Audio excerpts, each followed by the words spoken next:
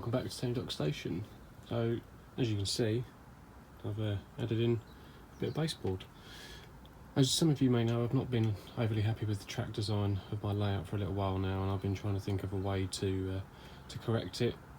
I thought that there's a lot of track on here and not a lot of room for scenery. It's all quite flat, and it's just 3 loops basically with a couple of sidings, and the dock area here isn't really giving me much room for scenery, which I sort of discovered by adding in those bits that you saw in the last video. It's not really a feature point, considering the channel is called Tony Dock Station. I mean, the tricky part with my layout is these beams, as is with anybody's, and the sort of the shape that I've got. And the main thing is obviously that panel over there, so those boards over there and these boards here are only 1 foot wide, just again because of the width availability that I've got. So it's trying to make the best with what you've got. So that's why I've been doing a lot of track planning with Paul at Galgorm Hall, as I mentioned in the last video, and also Tim over at the Scrapline Model Railway. Been helping me out with a few track plans, and they've been absolutely diamonds. I've been bothering them quite a lot, and they've put up with me and really genuinely helped me. So genuinely a big thank you to both of them for putting up with me and helping me come up with the plan that I've got so far, which I will come on to.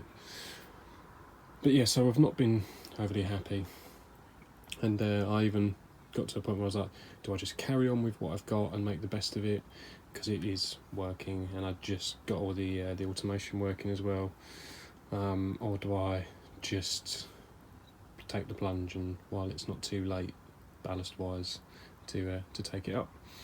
I'd even put in some back seam boards and say put this area in here, but then just realised it's not going to be enough, and I wanted more from the layout. So although I'll be keeping this section, it didn't on its own didn't add enough. It was basically an extra foot, so that now gives me 3 foot there, and I can stand in here quite easily. There is a big enough gap, and I can still get underneath as much as I could before. There's no further issues with that. But the main thing, obviously, with the channel being called Tony Dock Station, is docks need to be sort of a feature point, and it wasn't doing that. And I wanted a lot of variety, and now I've got the computer automation. I want to make the most of what that software can do. So this layout really wasn't going to be challenging enough for me, and not as interesting as I was originally hoping it was going to be. When you first design a layout, obviously as you go on you're going to learn more, and just over a year later I've learned a lot more, and I'm not all that happy. There are a lot of things that I would have done differently here. So as you can see, I've taken up all the trains, boxed them up, taken up catenary, the signals, the dummy point motors, everything is up. The next thing I'll be coming up is the track, and I am a little bit nervous about it, but it's not going to be difficult. It's just after you've spent so much time and effort into getting this far, it's a little bit nervous and heartbreaking having to take it up, but I will be all the more better for it. On your screen now you should be able to see the track plan that I've come up with the help of Paul and Tim. And you'll see that there is a more dominant dock area at the top, making use of that extra foot that I've got there. And on the south side there will be a long station with long platforms, very similar to what I had at the top before, with a little siding for DMUs that runs off down to a little small, like, sort of country style terminus station down where the docks are in the new plan.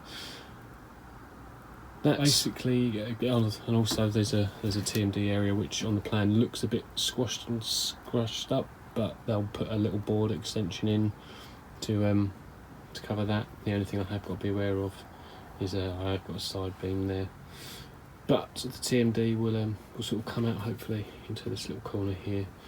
I'll put a little board extension in there for that as well.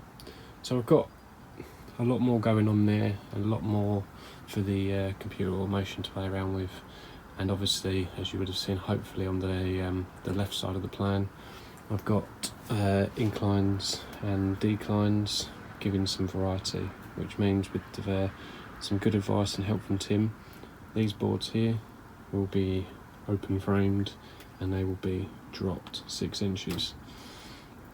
So you're going to have to bear with me guys over the next however long. Videos may be, there might be a little while before the next video, as I'm going to have a lot to do and I don't really have a lot of time.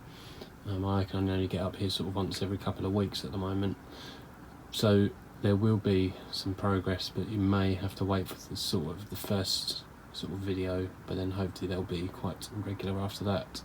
So I'm basically starting again, although hopefully it'll be a bit quicker, having done it all before and learned now. I'm going to stop waffling. I've already been waffling for over 5 minutes now, so I'm going to let you go guys, but thanks very much for all your support and sticking with this channel, and hopefully you'll like what I've got coming up over the next however long. So thanks very much for watching guys. Click the subscribe button, get the bell notification for when I do release the next video, so you'll be able to see it as soon as it comes out.